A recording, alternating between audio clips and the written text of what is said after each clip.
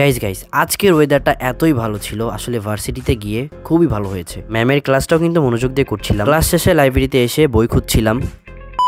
Alright guys, আজকে ভার্সিটিতে গিয়ে সারাদিন কি করলাম চলুন শুরু করি। সকালের ওয়েদারটা অনেক ভালো লাগছিল, এর জন্য সিএনজিতে করে চলে গেলাম আমার ক্যাম্পাসের দিকে। যেমন বাতাস তেমনি ওয়েদার, আর রোদ তো দেখাই মিলল না। তো যেতে যেতে দেখি বৈকালি থেকে বৃষ্টি শুরু হয়েছে, আর তো থামার নামে কোনো খবরই নাই। এদিকে আমার কপালটাও খারাপ, কোনো ছাতাও আনি নাই। কি আর করার, বৃষ্টি না কমলে ভিজে ভিজেই যেতে হবে। এরপর চলে আসি শিববাড়ি, দেখি বৃষ্টি এখনো কমে নাই, যদিও ভিডিওতে দেখা যাচ্ছে না, তবে বৃষ্টি পড়ছিল খুব। যাই হোক, অল্টারনেটিভ ওয়ে তো বের করতেই হবে। এরপর ব্যাগকে ছাতা বানিয়ে দৌড়ে পালালাম ওপারে।